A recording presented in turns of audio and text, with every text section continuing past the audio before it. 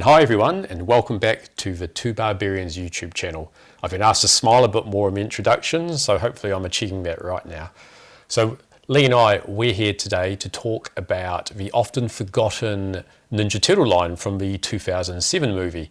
And it's generally pretty much forgotten after that sort of 2003 series, and then up until they did the reboot again after that. Well, I didn't even know it existed, really. So yeah, well, you'd seen the movie. You'd seen the movie. Seen the movie, yeah. So I think it's pretty good just to talk about an intro into the movie and what our actual thoughts of it are, because again, it's something you'll probably see in the cheap on the second-hand shelves at your local op shop or your music place. So yeah, so the movie originated after the third live-action movie, so it's sort of set in its own sort of separate universe, although the director, Kevin Munroe, he believes it's firmly entrenched within the actual... continuation from the movies, He believes it's entrenched within the actual, the live-action movies. And interestingly, he puts up that Shredder helmet in there near the end as part of a trophy cabinet, and that's the same Shredder helmet that you saw him wearing in the first movie. So the movie itself, I don't mind it. It's got some really cool CGI. The plot's a little bit mismatched. It's not really based on anything else we've seen in Ninja Turtles before. It's got its own... a lot of one-off characters just created for this story. Yeah, and that, it's not bad, except the biggest thing I have is that the main, who's perceived as bad guy, although he's trying to redeem himself, he's an Aztec general or leader from 3,000 years ago, but he looks just like Julius Caesar. Whereas the other characters around him definitely look Aztec. So I don't know whether he went over in a boat in 2,000 years before that, who would know? But he basically, he wants to become immortal, and when the stars align, they do some bits and pieces, and then when they become immortal, his generals turn into stone generals, and then 13 alien monsters are beseeched upon the earth. And in the movie, basically, they have to just go off and capture them, although there is actually some nice little character development of, for example, Leo in it. He's been sent to the jungle trying to find out his inner self and become a better leader. Yeah. And Raph's pretty much just a prick for half of the whole movie. Definitely. Michelangelo, he's just typically as goofy, and Donatello, you didn't really see him too much. As far as the Turtles goes, it's more of the Raph and Leo show. Although Mikey and Donnie get a little bit of screen time, they seem to be quite background to the main story, but... Yeah, I've always found Raph the most interesting because he is a little bit more tormented than the others, so that always introduces that conflict. And it's got a pretty good voice cast, really. I mean, when you think about it, you've got one of my favourite character actors from Conan the Barbarian, Marco. He voices Splinter. You've got Chris Evans, who's played about 10 different superheroes now. He's Casey Jones. Yep. I always get him mixed up with guy that played Oliver Queen from Arrow, because he actually played Casey Jones in the Michael Bay movie verse character. So, and then you've got Sarah Michelle Gellar. She plays April O'Neil and Buffy. Yeah, and Taylor in the new Revelation series. Yeah. And Patrick Stewart, he plays the Julius Caesar lookalike with his huge chin, who's actually an Aztec originated character. So anytime he voices or acts, he always steals a show. His voice is so authentic. He's such a good character actor for that. Right, so the toy line itself, it was pretty short-lived. It was out there for about a year. The Turtles themselves, we'll show you shortly how sort of scaled they are compared to other toy releases that have come through. So what year were they released? 2007 and maybe 2008 in conjunction with when the movie came out. I got most of mine locally. I ended up getting the Stone Generals when I was living in the UK that was 2008, 2009, so I got those on clearance. Do you know if they were sold in New Zealand? I don't think they were. I know I definitely got the Night Watcher here locally. I always mix up and call them a Night Stalker, although that's more of a Master of the Universe or Kolchak the Night Stalker. But I remember getting Splinter and April here. The one I didn't get was Karai and the Shredder. So I feel like they're not that expensive, but to try to get them from the US, I'm not really going to pay eBay shipping prices for those. So maybe it's the sort of thing that you look to pick up at a toy show when you're in the States, or at a convention there. So had the previous Toyline finished and then just flowed straight into this movie and these toys, or was there a bit of a gap? I feel like there was a 2 or 3 year gap for it. So 2002, that other line sort of 2005, they had the rarer characters come up in, like Genosuke and Karai. They fetch good money now, those later ones. And then basically, again, it was just that reboot came into this. So I feel like there may have been the last few figures came out maybe at that start of that 2007 year before these ones came out, or it may have been contemporaneously. I mean, we're coming up to a tournament. It's nearly 20 years old now. Yeah, I know. So it's from a long, long time ago. As you can see, Leo is actually he's quite a lot bigger than the original Ninja Turtle release, right? So he's definitely a 6-inch scale figure. I feel like these are sort of, well, the turtles themselves are sort of about 4 inches. They're not particularly big, are they? So he's a good abdomen and a half taller. But they're also straight-legged, whereas those have got the classic Playmate dynamic pose where they're in some sort of squatty pose. Good point. But as a toy itself, it's quite a bit bigger. I do like the detail around the face and the eyes. It's quite fun. The articulation isn't too bad. It hasn't got ball joints on the legs, so they basically sort of slide around a bit. One good thing I like is big feet. Yeah. So it's really nice and easy for them to pose. And they've got very long bandanas, which sort of, I don't know, it detracts a little bit from them. But sort of that stylized look, really. That's why, if I've ever come across these, I've probably assumed that they're from the 2000 reboot of Turtles, especially with the brown knee pads and belts, which I associate with that. Yeah, that's right. So what we'll do is now we'll sort of give a brief size comparison along with the other Ninja Turtles. So we've got the movie figure, which with its gummy legs, and as you can see, it doesn't very gummy. It doesn't even stand straight properly. Spots. Yeah, spots. So we'll take that, and then we've got the NECA movie turtle, so you can basically see what that looks like in comparison. Obviously, this is a much later produced figure, but again, similar sort of design. If you even look at the feet, they're actually quite close to it too. They've got the toenails in there as well. They've got the brown, right? So and it's just basically a very similar design. Yeah. But obviously much more animated in terms of that CGI thing. Mm-hmm. Yeah, so aside from the core accessories that they come with, the usual weapons, we have to go through them, but nunchucks for Mikey, bow staff for Donatello, swords for Katana for Leo, and sai for Raph. Donatello's got some quite cool accessories. He's got his communicator, and then he's also got his sort of night vision goggles, which is quite cool, suitable for an inventor. Is that like a look for him that seems to be a common theme after that point? Or? Yeah, it is, because I think the Michael Bay movies, he's got that sort of similar high-tech things, which is... I've never seen those. So. I have, and they're a bit cringeworthy. But, I should watch them for research. Well, interestingly, Sheamus plays Bebop in it, I think, the wrestler. So he got his Irish voice, and he plays the character before he's transformed. But yeah, that's interesting.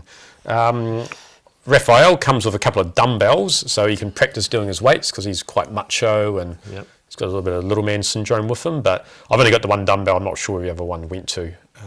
But yeah, he looks pretty good just flexing with his one dumbbell, doing a bit of gym work. Cool. And then Leonardo with his glider.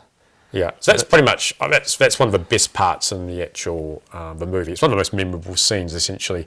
He's coming back from South America, and he's, all of a sudden, the plane, landing gear opens up, and then he's standing on the landing gear, just looking really cool. It sort of zooms in on him, and then he activates some weird contraption that he's got sort of over his shell, and he sort of hang glides straight down into the water. And then he sort of swims into New York City, which is quite cool. Straight up the sewer pipe. Yeah, exactly. And there's also a very cool, maybe cooler really, actually, there's a scene with Michelangelo where he, instead of having a half pipe to skate in, he's skating the sewer pipe. Yeah. And there's a really cool sequence with him on a skateboard. So it's a pretty basic looking skateboard, but the wheels move though. Yeah, that's impressive. They could have just cheaped out on that. Yeah, so that's cool.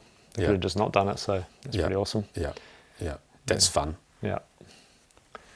Well, then, of course, we've always got the supporting heroes and characters. So I'll probably just start with Splinter.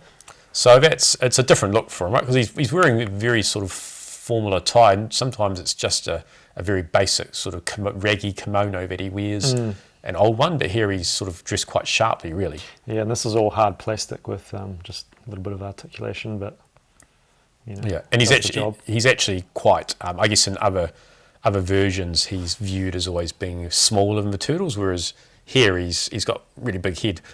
Yeah, he does. So and he just comes with a staff, so very basic figures. Yeah. For that one, Tails, interestingly, it's set too. It's sort of curled up at the end. It does a little bit of articulation. There is, but very limited. So be very careful not to break that. And then April O'Neil, she spends about maybe 3 or 4 minutes in this actual costume. She's mainly dressed in power clothes. Essentially, she spends most of the movie acting as an antique broker, because in the original movie, she actually lives in, I think it's her father's or grandfather's old antique store. Right. So they've got that cool scene where they're fighting on the rooftop and they basically come crashing down to the antique store. And then they're basically all those comedic moments with, spinning the turtles around, and I think one of their heads ducks into their shell while the foot ninja are smashing them with their their swords. And so she basically puts on the yellow and black badass at the end to when she fights, and that's a throwback to the original yellow jumpsuit that she was a reporter from the original cartoon. And earlier in the movie, you saw her training with a wooden katana, so she's obviously been taught and practicing martial arts a lot. So she's not going to be the helpless damsel, to be rescued. She's actually going to. That she's actually in the traditional sense of things, right? And Casey comments that when he first sees her in it, he's like, "Wow, that looks great," and she's like, "I picked it up on my last trip to Japan." So So there's obviously a bit of time's gone through it, right? Yeah. So it's quite cool. Then Casey Jones, as always, he's a cool figure, no matter basically which toy range it comes from. This was Chris Evans. Yeah, that's right. In that movie. Yeah, I mean, looks very, very faithful to the character. I do like that you can remove his mask rather than having to have separate heads and things. It's quite basic. Yeah. Articulation's a bit lacking on him, but he does come with, of course, he's got the couple of baseball bats. Baseball bats. The really cheap-looking golf club. Yeah. That's really cheap-looking. And then the silver cricket bat. I've never known cricket bats to be silver before, but it should have been wooden colour. I guess Americans and... we're not overly familiar with cricket, are they? So. Yeah. But not overly. One thing, he doesn't have ball joints either in his legs, so you can't really get a lot of movement out of him, but that's one limitation. But, I always like, when he carries his golf bag, it's removable as well. Right. So is he basically not quite 5 points, but he's got very basic articulation? Very basic, yeah. Well, April's pretty basic too, although she's got swivels on her legs, but you can't really pose them that well. Knees, very basic, but gets the job done. Yeah, and it comes with a whole bunch of cool accessories. Yeah, that's right. Is that belt separate too? Is it? No, I believe it's glued on. Oh yeah, okay, pretty cool. That's fun. Last but not least, we can't forget the Night Watcher. So the Night Watcher was essentially, he was created for this movie. And interestingly, the Night Watcher character's just come out again in the IDW comics, right? Which is sort of a throwback to this, but it's pretty obvious that it's a turtle here. In fact, in the movie, Casey Jones, come on, I realised you were just a turtle in a suit, basically, whereas Leo doesn't seem to get the picture at all, which is hilarious. He doesn't recognise his own brother. They have a big fight. Having a fight in body shape. Until the helmet gets knocked off. Yeah. So, I mean, this motorcycle's, it's quite badass, really. It would fit, basically, if you put a bit of nicer paint on it, it would go with Marvel Legends. Yeah. Be quite a cool Punisher-style cycle. It's like a unique piece that wasn't reused from another line. I mean, it may have been repainted. It's been repainted into 3 or 4 different standard war bikes that came out with each turtle. So basically, toy companies always like to reuse them, but yeah. Sure. So removable helmet for Raph, and interestingly, in his backpack, you can store, no, not a sigh, but you can actually store store his bandana and plug it. So you don't lose it. Yeah, so you don't lose it, essentially. And it's a bit stiff to put in there, so I won't really try to force it during this. Oh, there we go. But again, oversized, flowing. Yeah, flowing. So he does look pretty cool when he's. And so this is like vigilante ref. So Yeah. Leonardo's out of the picture, and they're not fighting crime. Shredder's gone, and so Yeah. he's just beating up thugs, really. Yeah, but again, it's a very cool figure to have, and something look, which is such a cool look that they have brought it back. So Yeah. Has it been remade since then by any other companies? no, not that I know of. Okay. Not that I know of. But So it's possibly quite fun. now that he's in comics, he'll get a. Yeah, could get a new version. figure, right? So Yeah. surprised they haven't done something similar when they did that last Ronin series. Yeah, so in terms of the bad guys, well, Max Winter's portrayed as a bad guy, but he's actually trying to redeem himself. So essentially, is he a good guy or a bad guy? He's been both throughout the movie, right? So he's obviously conquest, but then as they go, most movies where the protagonist he's had enough of living. His wish is to end his life essentially, and just become peaceful because he's immortal, isn't he? And I think he's just over it. But I think you go through the first part of the movie not realising that he is sort of like the big bad of the story. Yeah. You think it's just these Stone General guys and those other monsters that were running around, but it turns out he's the sort of mastermind behind. Again, limited articulation, just moves up and down. The legs have got a bit of a swivel there, but then again, there's no ball joint in the actual in the knees, so very limited posing ability with that. Now, the Stone Generals, they're pretty cool actually.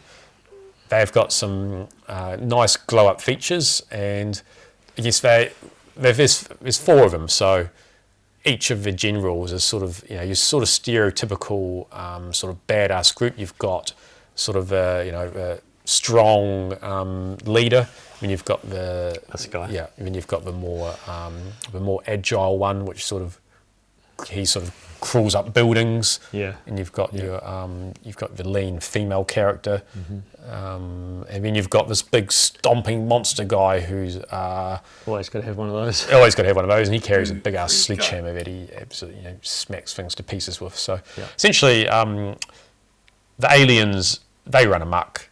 They're Karai and the Foot Clan can't really do much about them. I mean, just one of these monsters just comes into screen, whacks it with a hammer, and that's it. And you think, well, how are the Turtles ever going to beat them? But and the one cool thing apart from accessories is they do have light up features. Yeah. So I tried these out without having changed the batteries on them. 3 of them worked. So the batteries had been in there 17 years later and still went. So and they didn't leak and corrode. No, they didn't. Luckily, they hadn't. So one didn't work. It looked like it was about to. So I think I just got to that one in time. Yeah. But again, they've been in boxes for a long time. But they look like they're easily changed out. It's just a standard battery cover. Take out the battery one screw. cover screws. Yeah. So it's quite fun. And then we've got the. I've only got the one alien monster. This is the succubus. Can't remember where I got it from. I may have got it in the UK. I don't know if I got it here, but it is very cool. Again, limited points articulation. Yeah. 2 or 3. Nothing fantastic, but within the actual wings, they do bend. And so, for example, you can have him flying around, put his legs up a little bit like this, and so he can actually fly like that, which is quite cool. If you've got a nice flight stand for him. Now, there were other monsters. I think the coolest one was actually mail away exclusive There's only. 13 in the movie, but did they make 13? No, I think they made about 6 or 7. Right, so, again, I don't have those. There were some 2-packs with them, which were quite fun. Yeah. But fun for kids. I feel like if I came across this today, if I without knowing, I wouldn't even pick that this is from Ninja Turtles at all.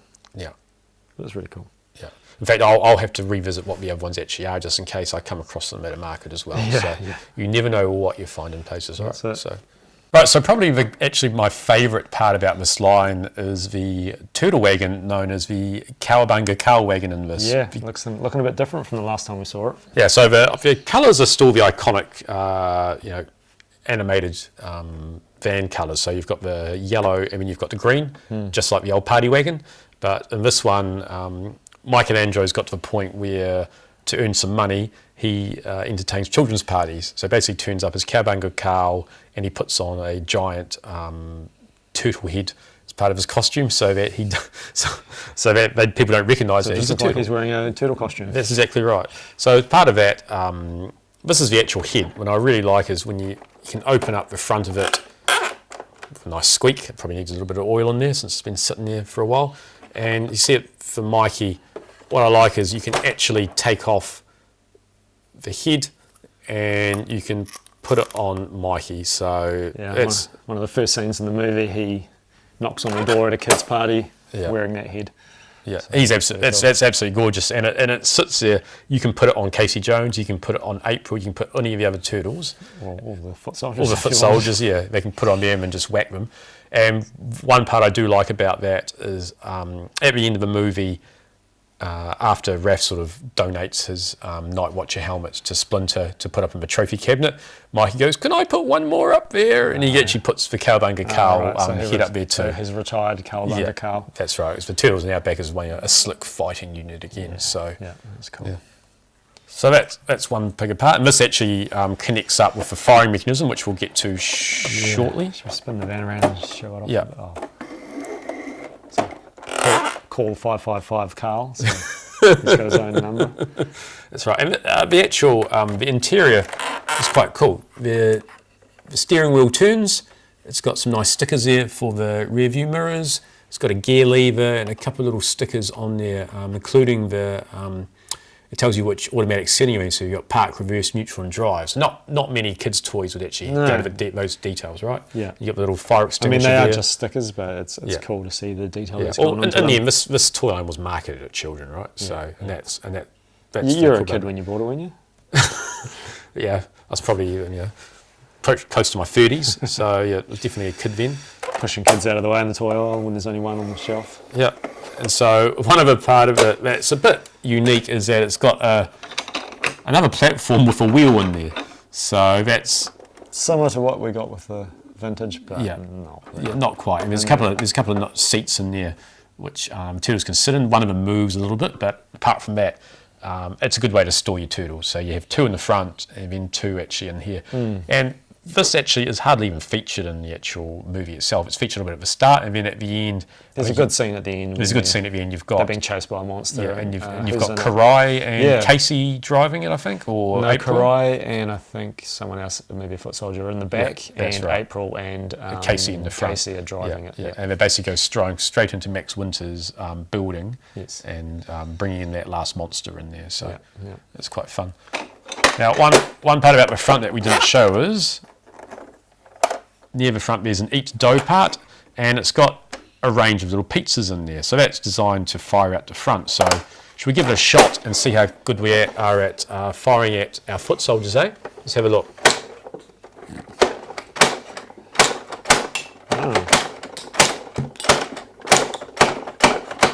So even after having the foot soldiers quite delicately standing, it wasn't enough to even knock them over. And those foot soldiers, they're off balance. Very easy to knock off balance, right? So I'm a master at standing action figures. So you are actually. I should have, That's all right on that. So the actual, we'll show a little close up now of the pizzas. There's two of each type. So you've got one with pepperoni, one with anchovies, which I think Mikey doesn't like, and some red onion and cheese. Yeah. And just your standard. It's just a cheese pizza, really. Doesn't look like it's got anything else on it, but 8 of them. They almost look photorealistic too. Yeah, they do. It's really fun. That's right. And this van, I've seen some really cool customs of it. They take this off, and then they will stick something over the top of it, and they'll paint it black and turn it into a Punisher wagon. So essentially, this part here will open up, and they'll put some type of sort of mounted gun in here and just use the Punisher, like some type of Gatling gun just to mow down all the enemies. So, and due to that being actually such a cool wagon, it's harder to come by. It goes for a decent price on the aftermarket, but it's fun. I imagine it wasn't very common back in the day. So no. So overall, what do you think of these toys? Would you recommend them to collectors? I would. I think especially if you like the movie.